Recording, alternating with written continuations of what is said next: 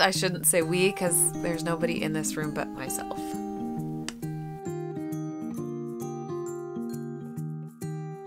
Hey y'all, it's Lindsay and it's Wellness Wednesday, week 13. Okay, let's talk about the scale. Last week it was 145.6 and this week it was 145.0, so hooray! We're down a little bit. I shouldn't say we because there's nobody in this room but myself. So I'm down a little bit, which is great, but like I said last week, I'm not going to be terribly concerned if I'm bouncing around between 142 and 147, so there's that. We have also still been battling the same junk that we got from 2 weeks ago, and it's trickled from Caitlin down to Molly, and now it's come down to Lauren, which makes her, I mean, she's 6 months old, so it's really hard for her to tell me if anything hurts or tell me what she needs. Obviously, I'm very attentive to her, so I try, just to keep her as comfortable as possible, and she's been having a little bit of like an up and down fever, like a low grade fever, elevated temps, and then normal, and then the cycle just happens again and again, which is exactly what happened with Caitlin and Molly. So I'm convinced it's the same junk as what the girls had.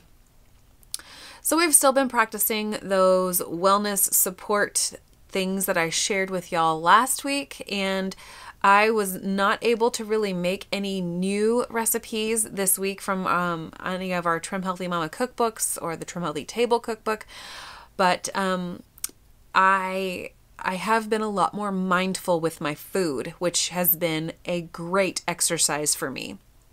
Oftentimes I tend to be a grazer, and I, I call it a flyby. If we fly by in the kitchen, it's inevitable that somebody's going to open up that freezer and pull out a piece of chocolate and just pop it in their mouth. That's just the way it is. And I've been trying really hard to focus on not doing that. And I think it's going pretty all right, actually. I am participating in the hashtag All In April Trim Healthy Mama, THM, challenge that Claire over at Cookie Crumb Fun has put out. She started this up on Instagram, and it's for the whole month of April. And as my participation, I've been filming what I eat every day and everything I eat, like literally tracking everything. I mean, I haven't been tracking like all of my water, but I've been drinking it. So tracking everything I've been eating has made me extremely cognizant of the fact that the little flybys through the kitchen aren't really beneficial, and I don't really need that food at that time. It's just more like I need that I want that mouthfeel, and it's unnecessary. So I've been mindful in that region. On Monday, I ate my lunch and then I was starving, like so hungry. And I don't know if I just didn't have enough food or if it's just like a habitual thing, but I ended up having a snack an hour and a half after I ate my lunch. And I'm trying to be more focused and more mindful that I stretch that out to 2.5 to 3 hours between my meals and snacks as per Pearl and Serene's recommendations. So I feel like with Trim Healthy Mama, you've got various subsets of stages of life, I should say. And right now I'm in the pregnancy nursing mamas subset of Trim Healthy Mama, or stage of Trim Healthy Mama. So during my whole pregnancy, I let Trim Healthy Mama go out the window. But now that I'm nursing and I'm focused on Trim Healthy Mama, I think that's been something to try to, how do I say it? Try to learn what is best for my body. Not because I'm not overcoming something.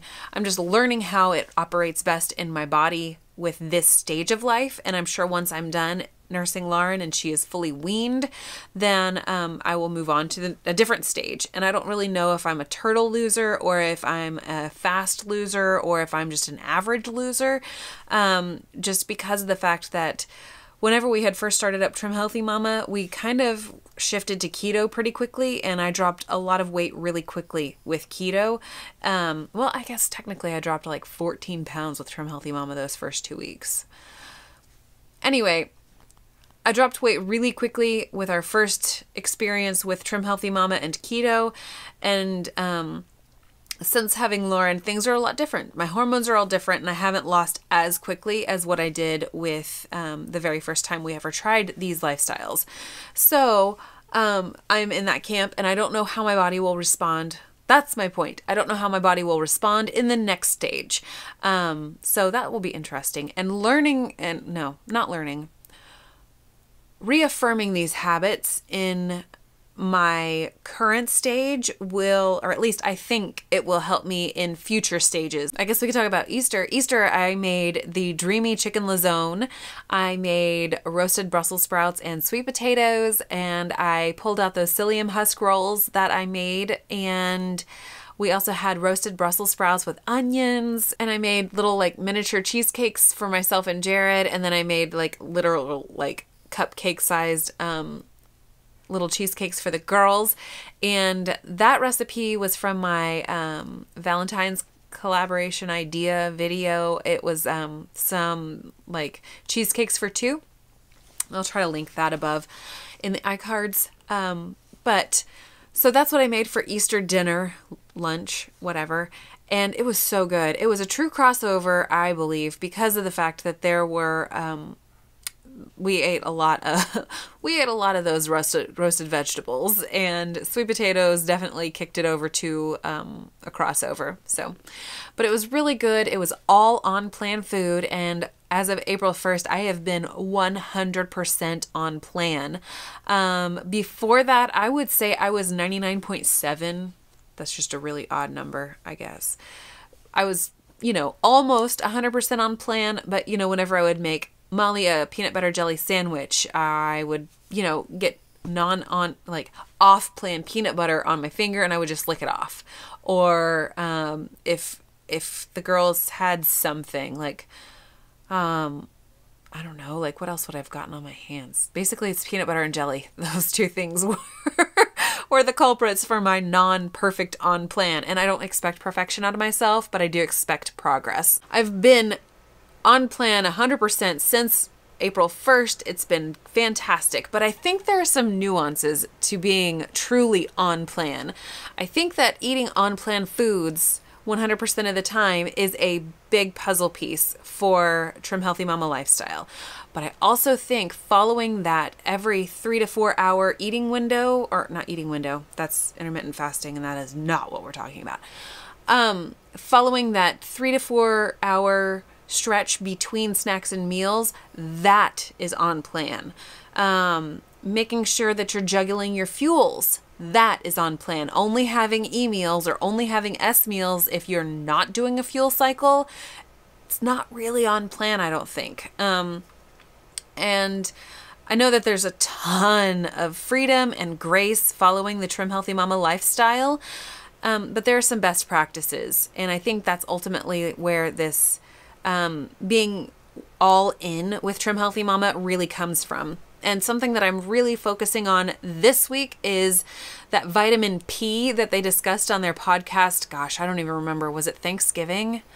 Maybe it was after Thanksgiving. I don't remember, but it was on their podcast, and they talked about how that vitamin P, vitamin pleasure, where if you sit down and enjoy your meal and actually enjoy it, certain hormones are triggered within your body. You're better able to digest your food. Your brain is receiving those full cues more quickly than it would if you're just like not focused on the fact that you're eating. You know what I'm saying? So I think that is a best practice that is, in my opinion, like a part of all in. What else? Like all in Trim Healthy Mama, having a couple of workouts within a week, that are gentler on your body, but not like couch potato level. I feel like I get quite a bit of exercise right now because we are doing all of our homeschooling in our schoolroom here in the basement. And then Lauren, she's upstairs on the second floor. And I remember talking about this. But anyway, so I get to do 29 stairs, and I kind of do them rather quickly because of the fact that typically if I'm down in the basement and Lauren is upstairs napping, and she wakes up, she's kind of mad about it.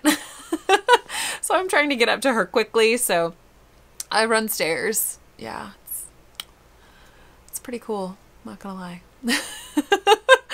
Anyway, so juggling your fuels, stretching your meals, or having 3 to 4 hour stretches between your meals and snacks,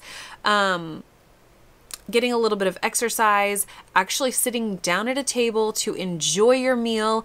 I feel like these are the best practices, and I'm sure there are tons more.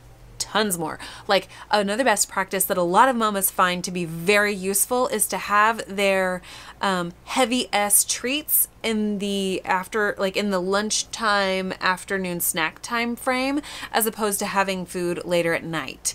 I know that for me, that the evening snack, the evening cup of coffee, the evening cup of tea, like the tea thing I don't think is a bad thing, but the evening calories is kind of a learned habit for myself, and that is it's not that it's not okay on Trim Healthy Mama, it's that I think for myself personally, it would be a better practice to not have all of those things every single night. And I'm talking like whenever Jared's home, we'll have like cubed up cheese and some nuts and some summer sausage. And one of our friends gave us some venison summer sausage from a deer he shot.